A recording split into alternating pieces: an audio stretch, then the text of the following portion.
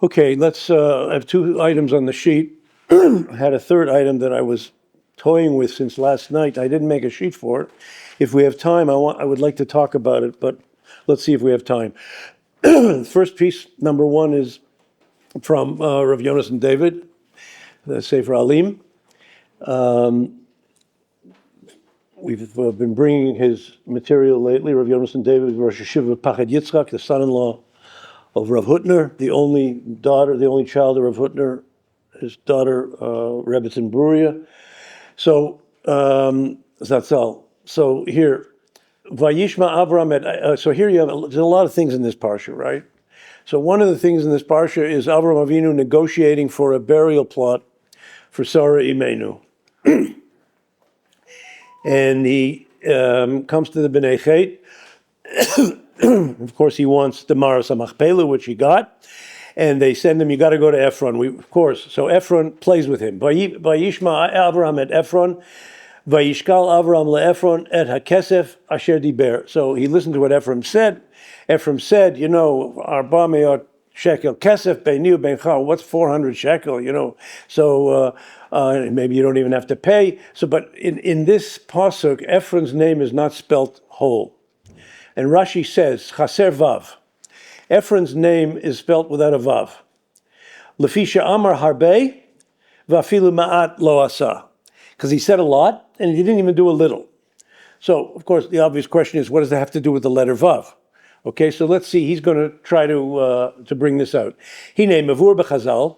First of all, he quotes a Mishnah in Pirkei Avot.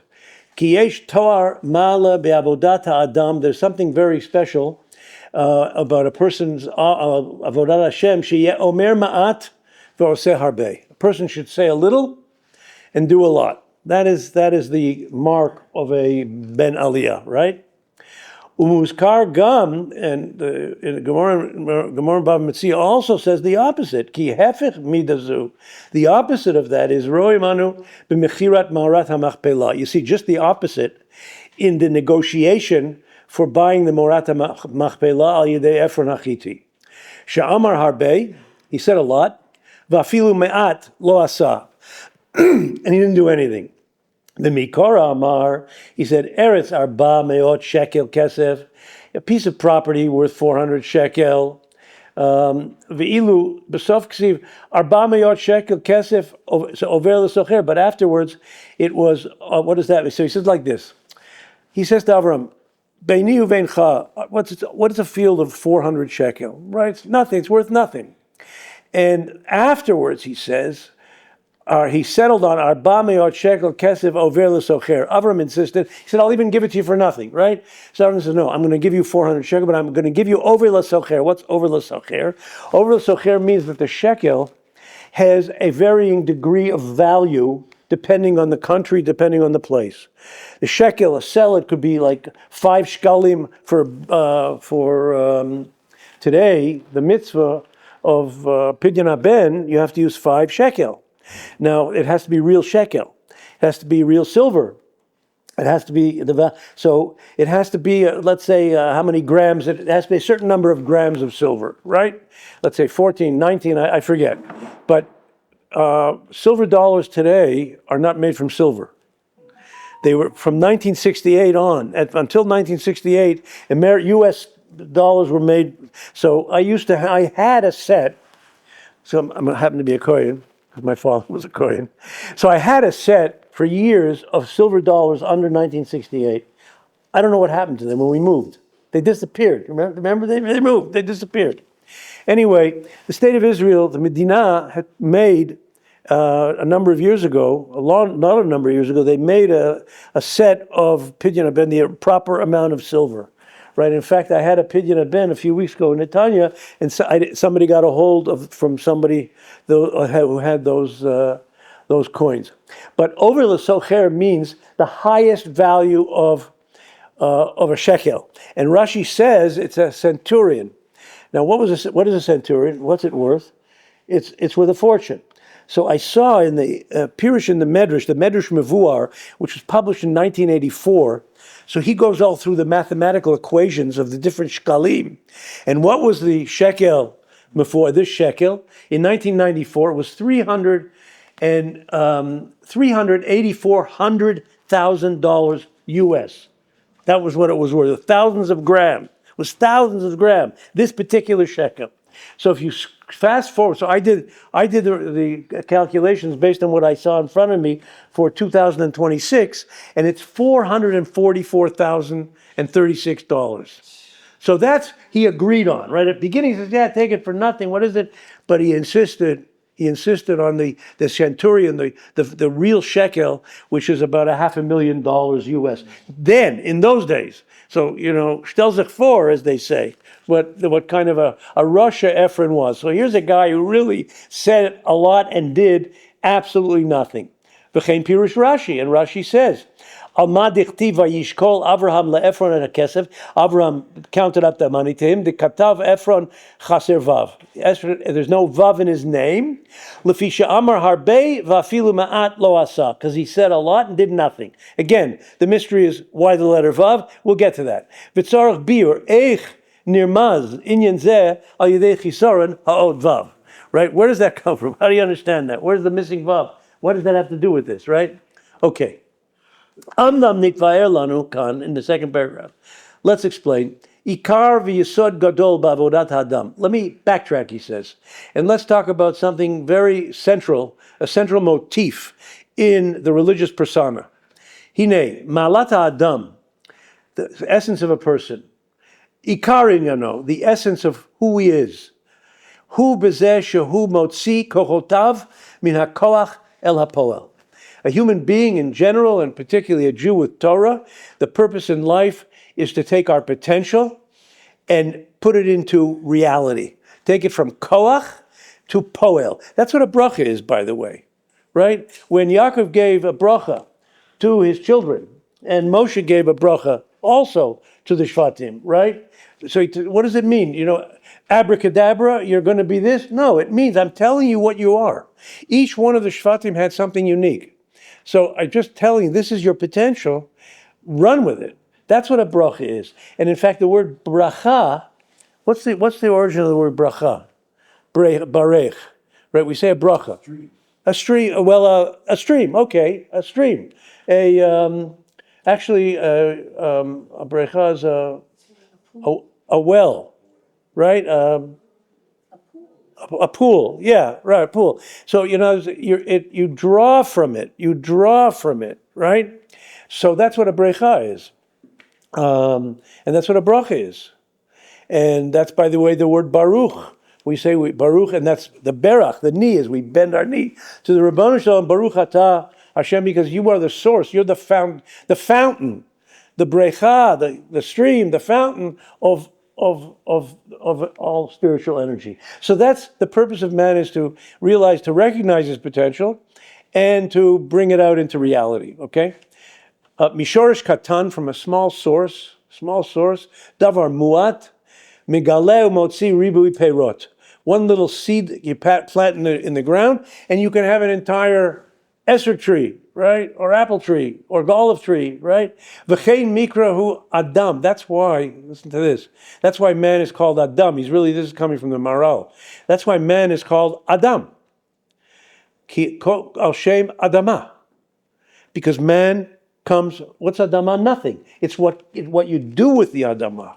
It's what you do with it. She'inyanohu yitziat perotav, quotes the Maral. It's the bringing out of the potential. That's what the ground is a facilitator. So Adam. The Inyan Zen, third paragraph, Nilmad mi Parshat Egla Rufa. Now he's going to go to the Egla Rufa, another area, till he gets to the Vav, okay? But it's going to come out. What's the Egla Rufa? The Egla are one of the most austere mitzvahs that we have, right? That what? You find a dead body, right? A human body, human life is precious to us. And when someone dies, we have to take care of that body, and it has to be buried. So let's say that's what a mate mitzvah is. A body that there's no relatives, no one to bury it. So you find a dead body somewhere. There's a Jewish body lying there. You don't know whose it is. So first of all, somebody has to bury it. So you take out an egla rufa. They took an egla rufa. They took a small calf, that was never worked. So they take it to a valley. They first of all measure to the closest city, and that Bezdin of that city is responsible to bury the body. And then they have to give this Egla Rufa. They have to. It's not shechted. They cut it from the aref, from the back of the neck, right? Not the neck. It's not a shchita. It's the opposite of a shchita. And then they bury it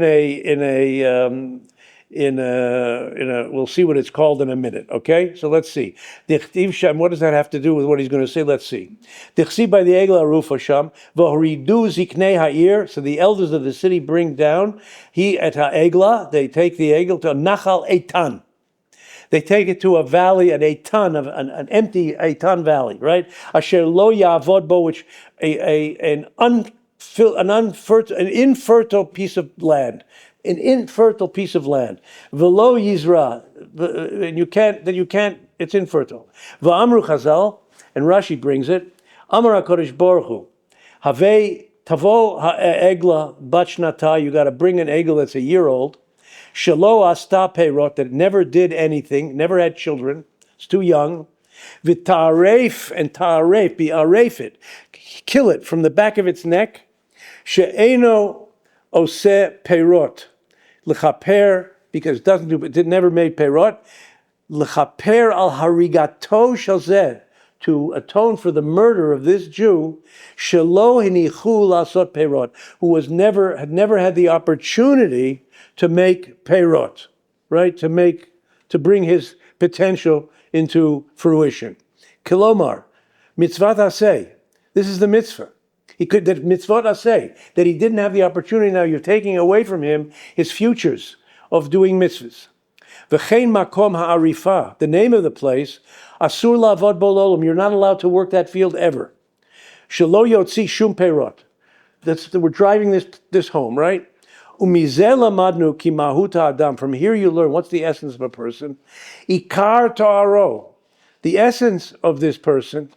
Hi nekudazu asher bekocho lahotziv mishorosh katan ribui peirot, to take from a small source and to make great peirot. You know, just as an aside perhaps, but the OU lost its executive vice president recently, Rav Moshe Hauer, who was an extraordinary human being in so many ways. I'm sure you've read everything about him. But I had something to say which nobody said at this point. I'm saying it wasn't said publicly, but I really think that the real tragedy of Rav Moshe Hauer is the following. He had just become, in the last few years, he had just come out, really, as a gadol, as a leader in Klal Yisrael, in so many areas, in a rainbow of colors, right? He was evolving now as a person who will change the direction of Klal Yisrael. The tragedy of the loss of Rav Moshe Hauer at the age of 60 is what we will not see. What he could do at this point from 60 on. That's the tragedy of this great, gentle, special person, Rav Moshe Hauer, Zatzal, right? It's not what he did. It's not who he is. It's what he could have accomplished with what he did and who he is and what he would have done, without a doubt. And I think that's the real tragedy. So, Tehei Nishmato Baruch.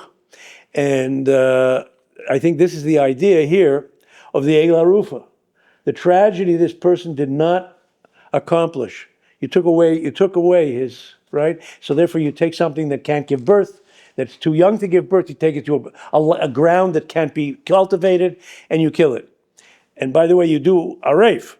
Now, aref, just to let you know a secret, he's not going to say, but aref, letters Ephron, right? Without the vav, by the way, you got aref, right? This do nothing, right? Definitely there, okay? He doesn't say it, but I'm saying it. And by the way, he says, so he's going to play with the word eitan. That you take it to what's eitan, right? Asher eitan, hu lashon chozek. It means it's hard. It's hard. It's strong, right? V'chein otiotea hen kol haotiot ha'alef beit. Listen carefully. Hamorot al ha'atid. All the letters of Eitan are grammatically letters of the future tense in a verb in Hebrew. Look, Echtov, I will write, that's Aleph. Yikatov or Yichtov with a Yud. Tichtov, it will be written, right? Nichtov, will write, let us write. So that's Eitan. Kilomar, in other words, Eitan more al chozek hatchalata hamiyuad umeutad lahotzi peirot. Eitan it has the ability to give peirot in the future, right? And you took that away. It's all about the future. You destroyed it, right? Ulechein orfim ha'agala b'makom chozek. Therefore, we kill it there. Eitan. Nachal Eitan, you took away that man's future. Asher me'ata lo ya'avod bo v'lo yizra, we can't plant it, he won't give birth. The calf, l'chaper al ha'chalal hazeh shelo inichu lo. This is a kapara, we have to atone for that tragic loss that the world will never see. Hare, next paragraph, she'ikar inyan ha'adam, the essence of a person is matarato v'avototo, again, hu lahotzi peirotav el hakoach, to bring his potential out to reality, el hapol, lowly sha'er bimkomo mamadohu. Not to just, I've got certain talents, you know what, but that's not, I've got other things to do, right? Tragedy, right? El b'makom muat, from a little place, shorish a year, like a plant, mitrabe umotzi perotov l'rov. Now, the letter Vav, okay? It's really so simple, right? So he keeps us holding our breath. That's why the Vav is missing. What is the letter Vav? Eitzel Ephron. Ot Vav, Mora al Tosefet v'hemshech. It's the conjunctive end, A-N-D. That's what Vav is. It's conjunctive. Ze vazeh. This and that. It's continuum, right? V'ilu Ephron amar harbei. He said so much. Afilu ma'at lo asay, did nothing. There was no connectedness to reality in his life. Kilomar sheshorosho nishar natul al chiyut v'lo hotzi shum perot. He accomplished nothing, right? Ulechein nichtav chaser vav. So Ephron's name is written without a vav. Kilomar b'li hemshech. There was no continuum in his life. El afar. He was like Ephron without a vav. He was like afar, right? Or he was like, as we said, the roof, the egel arufa, the rough, the back of the neck, right? Which he cut off the head, there's nothing. And he was like a far, like a piece of, like yavesh, belichiyut, like dry earth, right? He was a particle of grain, a particle of the earth, right? That's the tragedy. When it comes together, the earth, that's why Klal Yisrael was blessed that we'll become like the Ephah, the Afar, when we come together, right? You come together, you take the Torah, which is water, which is a metaphor for Torah, which we're going to come to in a minute, and it comes together, you create something special. But he was just a nebuch, a strand of dirt. Okay, let's go over the page. And these are two pieces that we have from Rav Shaul Alter, the Ger Rosh Hashiva, again, who we've been bringing a lot of lately. For those of you who have been with us, you know that we've used traditional sources for so long, but I'm trying to look for some contemporary things, and this Rav Shaul Alter is someone very special. So the first piece, let's do 3 first, and then we'll do 2. Okay, how's that? Vayetze Yitzchak lasuach b'sadeh lifnot erev. He went out.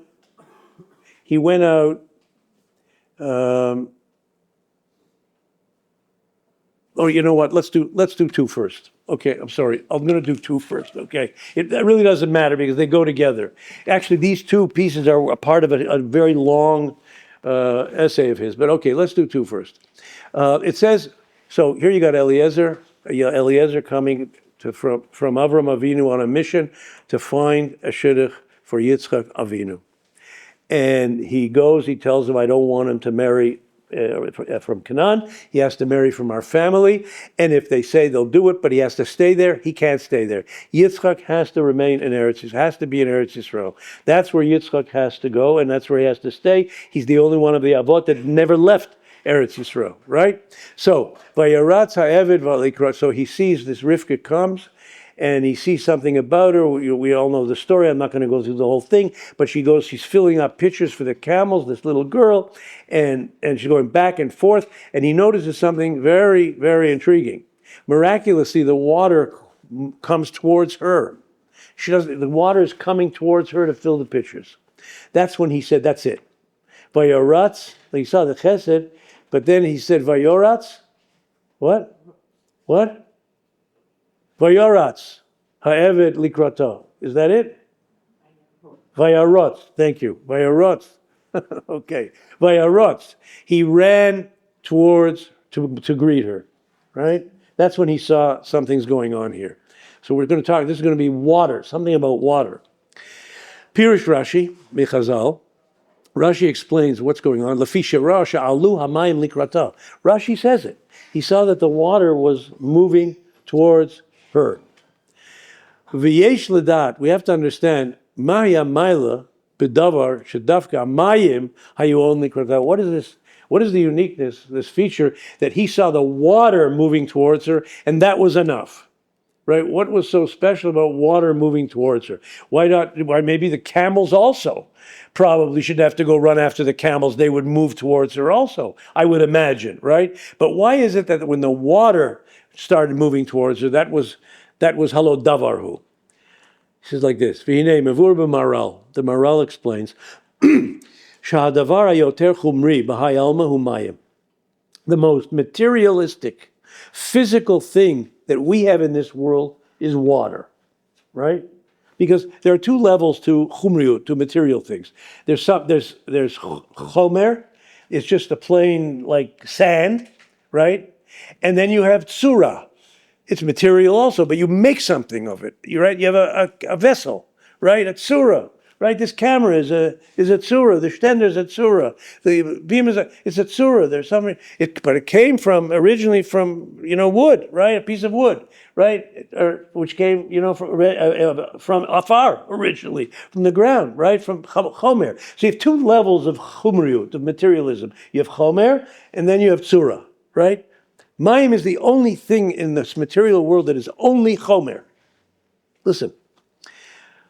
Ki kol davar nivra kechomer michomer v'tzura. Everything is created with chomer and tzura. Everything that's created in this world physically has both. V'kama sha'davar karov loter l'ruchniut. The more something is related to spirituality, kach yesh lo yoter tzura. It has more tzura, right? Umikol advarim sheba'olam. In all the things that are in the created world, efshar liyatzer tzurot shonot. You can make a tzura, right? Odvarim acherim kemo kelim. You can make vessels. You can make pottery. Ukedoma shehem balei tzura. Everything. Aval hamayim, ein lehem tzura atzmit klal. Water has no tzura at all, right? Vehem lo mekablim tzura shum tzura. You can't make water into tzura itself. It has to be ubechol kli, whatever vessel you pour the water into, yikablu hamayim miyad et tzur hakli. It takes on the tzura, the form of the kli itself. But water itself has no form. But when it comes to a tzura, it takes on the tzura, the form of its holder, right? B'chol asher yachpos yitnu. Right? V'zot hayta hamayla miyuchedet shel hamayim be'et kriyat yamsuf. Now, let's leave the personal waters that moved to the national world waters that moved. Yamsuf, kriyat yamsuf. How do we come out of Mitzrayim? Kriyat yamsuf. Halo davarhu. That the Rebbeinu Shalom created something with kriyat yamsuf, with water, right?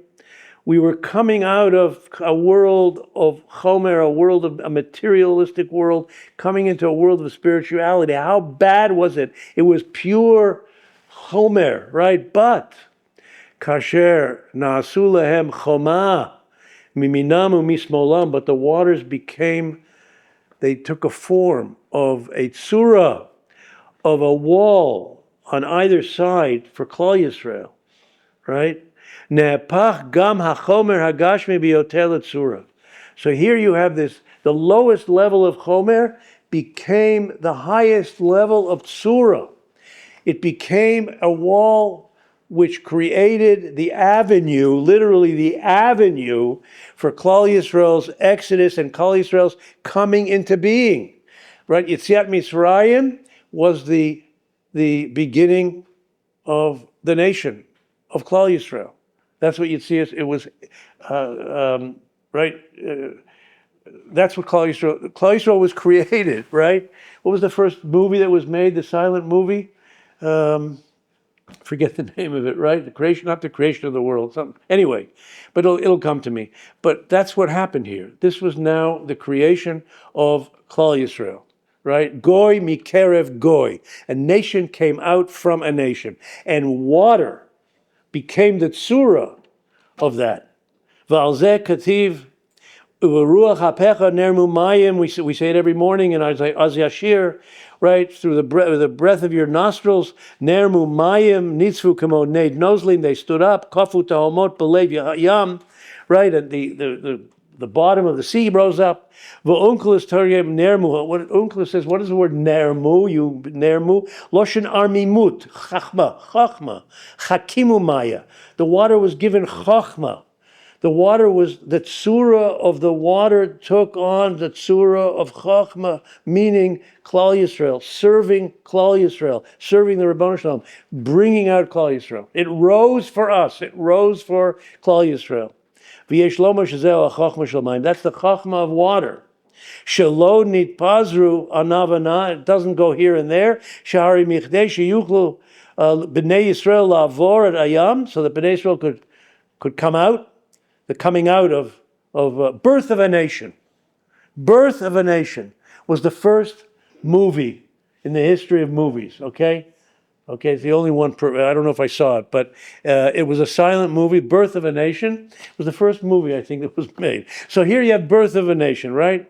La'avor et hayam lo yatzorach shamayim yermu klapi ma'ila. It was enough. The water rose a little bit, didn't have to go to the sky. It rose a little bit, and they walked through. V'sheyikafu al mekomam. The Jews stayed where they were, and the water rose towards them, for them, away from them, right? Away from them, but it was really for them, right? Which answers the question. We say, everybody knows this. Kasha zivuga shaladim kakriyat yamsuf. It's harder to make a shidduch than to split the sea. So the question is an obvious question. The sea is going in this way. You want a shidduch to go this way. So what do you mean? It's the hardest thing to do is shidduch is even harder than splitting the sea, right? That's the point here, because really, splitting the sea didn't have to come together. Its whole purpose was to come together for Klal Yisrael.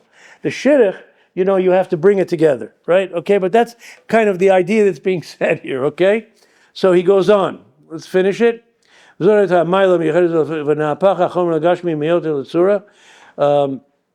Okay, we go down. I left Shahari b'chdei sheyuklo b'nei Yisrael to pass the Sarach hamayim. Okay, we did that. Eladai, okay, okay. Ki hamayim shehem hadavar hachumri bioter. Water, which is the most materialistic thing in the world.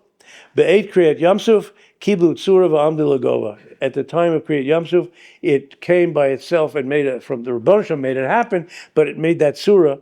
V'zeu chachmatam. V'yiza b'zohar kodesh. Okay, we go. Okay, we leave it. Now, the last paragraph here, there was a mistake in the way I did this. So I want you to listen carefully. Ignore the last paragraph that's next to it, and go to the last paragraph of the next column, right? You see it's called likrata, right? Right, likrata, okay? So, Okay, good. He said, I cut off, I made a mistake. So he's saying, the Hainu, now he's going back to, you got it? You got it. You don't have it. Yeah. Yeah, go to the last paragraph on the other side of number 2. Right? Actually it's number 2. My numbers are messing too. It's the first one of number 2, the last paragraph of number 2, right? We were doing number 3, right? So the last paragraph of number 2. The sentence after the zone. Likrata dahainu? You got it. Yeah. Okay, so I left out some things here, but it doesn't matter. Now we're back to Rivka in the water, and that's why he saw it. That sold him. Shahaita tzidkaniyut, he knew what she was. He knew she was the chosen person for the future of Klal Yisrael.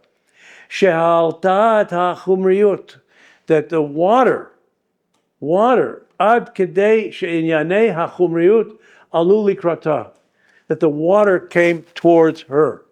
Now this was a self-fulfilling prophecy, so to speak, of what will happen in the future, that Eliezer, I don't know if Eliezer knew about this, maybe he heard about it from Avram Avinu, maybe Avram taught him about what's going to be, but this is what he saw. That the water came to her, that she became the vessel for water.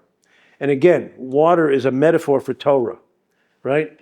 Uke'ein dichtiv, it says, Vayakam Sadeh of Ephron, that after Avram bought the field from Ephron, the Torah says, Vayakam Sadeh Ephron, that the field, what did it mean, field? It grew up. What did it mean it grew up? It didn't grow immediately. Vayakam was elevated. It took on a different pirish. Rashi, Tekuma Haitalo. It became it wasn't just a piece of land anymore, right? It was the foundation here. Right, Martha Machpelah for Eretz Yisrael, right? Whole different ballgame. Ki be'eit shenichnas hasadeh l'rishuto shel Avram Avinu, the moment the field came into the hands of Avram Avinu, od terem hakfura, even before he buried Sarah Imenu. Right, at this point, he hadn't buried her yet. So of course, it became a holy place, Beit HaChayim for Sarah Imenu, and for the Avot who were buried there. But it already had kedusha now. Haratzit liot tzura, immediately. Upanim chadashot bo lekan. It had a new reality. Zeu atakuma shaitel. That's what it had. Okay, that's about water. Okay, so he saw a personal Kriyat Yamsuf, although he might not have recognized clearly that the source of that from Kriyat Yamsuf. Maybe he did, maybe he didn't, but that's what was going on. So now the next piece here is talking about mincha. Because eventually he davens mincha, right?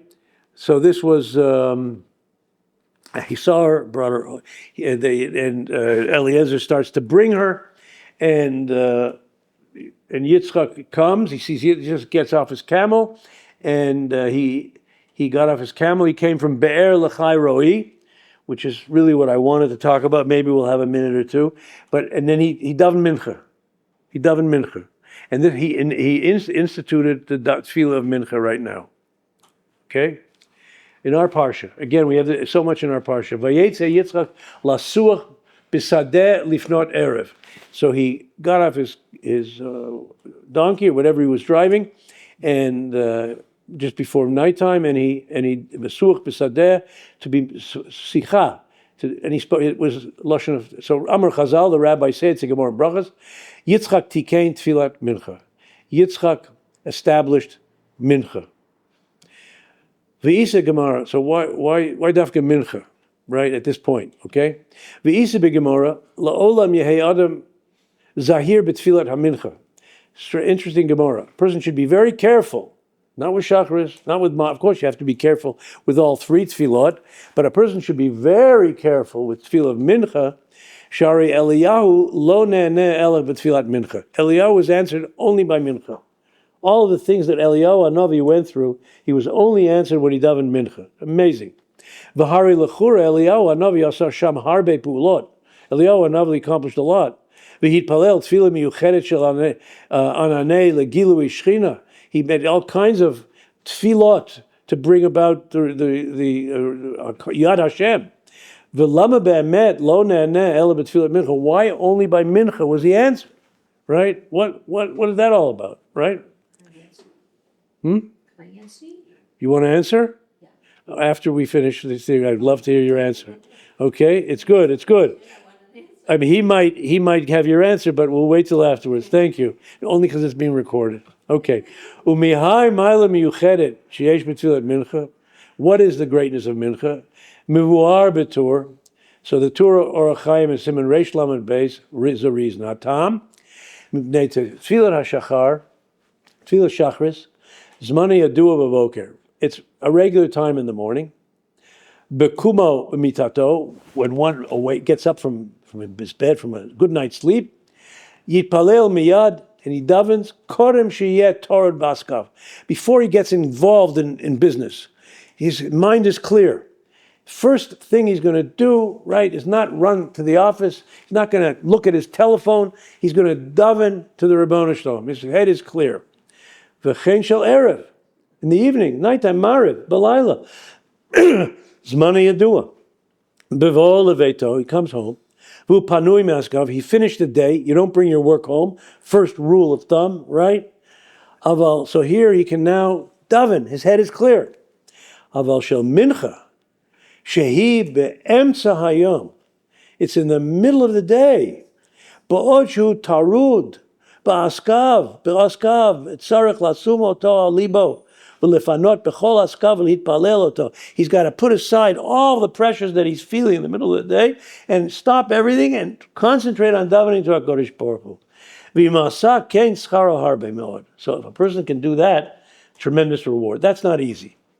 To speak to the Ribbono Shel Olam, right? At that point in time, it's not easy. You know, you get a phone call. Your mother calls you, right? She calls in the morning. I can talk to her. In the evening, I can talk to her. I can call her in the morning. I can call her at night. I get a phone call. It's your mother on the phone. I'll get back to her. No. It's your mother, right? You can't get back to her. You have to take the call now. It's the Ribbono Shel Olam. Now is the time. It's now or never. So you got to take the call, right? That's the challenge. The challenge of leaving the trials and tribulations of this world, in order to daven to HaKadosh Baruch Hu. There's something very special about that. You remember God while you are totally engaged in physicality. Okay? I want to take it a step further. Where do you find the source of this? You find it in the origin, the inventor of each of the tefillot. Avram Avinu tikein tefillat shachrit. Avram instituted shachris. Shehit palel al stom, when he davened for stom. He had a daven for stom. This was a serious tefillah. Ubota sha'ah haya eis tzara la'avram avinu alav shalom be'atzmo. This was a terrible time of tribulation. So it was life and death situation here, right? And he's going to destroy. Can I just say something totally off? Totally off. It just hits me here. Avraham Avinu is called Alav HaShalom, right? Alav HaShalom. If you go through this forum on Chumash, and even the Gemara and Shas, when they refer to Avraham, Yitzchak, and Yaakov, even Moshe Rabbeinu, Alav HaShalom. Avraham Avinu, Alav HaShalom. Yitzchak, Alav HaShalom. Today, right, somebody called me the other day about a tombstone. What to put on the tombstone for a mother? Should I put Alav HaShalom or Zatzal or Zecher Tzadik Livracha, right? Zal, right? Zechor Levacha. So today you have all kinds of things people are putting after a name, right? Zatzal, Zecher Tzadik V'Kadosh Livracha, right? Avraham Avinu, Moshe Rabbeinu, Alav HaShalom. It's enough. Okay? All right. That's just an aside. Okay? So by Avraham Avinu, so that's Avraham Avinu. Ukedichtiv Hashem Amar Hamechaseh Ani Me'Avram Asher Ani Oseh. How can I not tell Avram what I'm doing. I got to tell Avram what I'm doing. Pirish Rashi, lo yafeh li la'asot davar shelo b'daito. It's not right that I'm going to do this with Stom, destroy Stom, and he's not going to know. Ani natati lo et ha'aretz hazot. I gave him this land. V'chamisha krachim halalu. There's 5 cities in the Stom area. Sheloim, right? 5 towns. The first 5 towns were Stom, right? I don't know. I'll go weiter. Okay. Karati oto Avram av Hamon goyim. He was called the father of the world, right? V'ashmid et habanim. I'm going to destroy these people. V'lo odiya la'av shehu avai. Avi, and I'm not going to tell him I love him. Beit tzara mitbakesh elav lamod ulitpalel lifnei Hashem. He asked him to daven. He had to daven to him. He had to speak to the Baruch. So that was a time of great sorrow. V'chein Yaakov Avinu. Yaakov Avinu alav shalom. Kishetikein tefillat arvit. He invented arvit, marav. Hayashrui be'eit sarah. It was a very time of great trial. Kishebarach me'esav. He was running from Esav. So that's it. So both of these tefillot were tefillot that came out of a moment, a desperation, serious moment, right? Of trial and tribulation. Aval Yitzchak Avinu alav shalom. Yitzchak, he was on top of the world. Avram Avinu alav shalom, natan lo b'shtar matana et kol asher lo. He gave him everything. Begashmiut u'ruchniut. He gave him everything. He was the spiritual legacy, the continuum of Avram, and the physical. He gave him all of his cattle. Avram was a wealthy person. Ve'Eliezer kfar halafu so avuro ben bat zvugo, and Eliezer was going to get his wife Rivka, unbeknownst to him, even while he was davening. Rashi actually says he davened for a wife. Okay, that was what Rashi said. He was davening for Rivka, but we can add to this drasha, right? That he was, what else he was davening. Az yotzei lasuach b'sadeh v'tiken tefillas mincha. So then, let the messenger be successful. Say it was for the zivug, okay? But he had everything, right? That's when he established mincha. Ki amna. Yeshna mali yetera shel tfilat lahani. Certainly there's a great, it's a pasuk actually in Tehillim, tefillah of a per person, where we're all poor, poverty when we come to daven to Hashem. Habo mitoch shivron lev v'achna, from a broken heart, etc. Aval be'ed shemeyachalim li Yeshua ein zeh rabusa la'akir shekol me'ed Hashem. But when things are really great, you don't realize that it's coming from Hashem, right? That's not a time, you're not going to think about davening, You know the old story? This guy's on a raft, on a ship, it tears apart, and he's got one board, and he's dying, he's going to drown, he swears, God, please, if you save me, I'll keep Shabbos, I'll keep kosher, I'll go to yeshiva, just help me. All of a sudden, there's a helicopter on top. The helicopter sends a thing down, an extension, and the guy speaking from the helicopter, tie yourself up, we'll lift you up, tie it this way, tie it that way. He's going up. As he's going up, he looks up to heaven, he says, Rabbi Shalom, it's okay. I'm okay. Don't worry about it. Thanks anyway, right? The deal's off, right? So this is that's what he's saying. That's the hardest time to daven to HaKadosh Baruch Hu, right? Zeu ha'mayla miyuchedet shel olu hamayim. That was that great moment, right? So now, that's the previous paragraph. Now go here to the last paragraph in number 3, okay? That paragraph sticking out. That belongs here. Adarabba sha'adam yitpalel b'asher hakol holech lo b'mesharim al mei menuchot. When a person prays to God, when everything is on pleasant, sweet waters, everything is, everything is going great, right? B'si ha'osher v'atzlacha, when things are on great parnas, everything is great. V'af al pikein mitnatek l'rega mehagashmiut v'zocher shemitoch hachomer yesh tzura. So you do this now, at a time, and he's tying in these two ideas actually, right? He's tying in these two ideas. Mitpalel al Hashem mitoch hakara ba'omek halev shakol mimenu yitbarach. I know everything comes from HaKadosh Baruch Hu. The good, the bad, and the ugly, everything comes from HaKadosh Baruch Hu. That's the challenge of davening mincha. B'zeh yesh ma'ila nosefet. V'yesh la'amis kein b'divrei HaTorah. And that's what the TORAH says, and we quoted earlier. B'mayla tfilat mincha be'emsa hayom keshu osek b'asakav v'zeh dafke ke'ein tfilat Yitzchak Avinu. And this was really tfilas Yitzchak Avinu, right, in the middle of the day. But you have two ways to go with that. Either the pressure or the goodness. I don't have to pray. Okay, now, your answer? That was it. Oh, you're very good. You're very good. You're very good. You know, they say in Yiddish,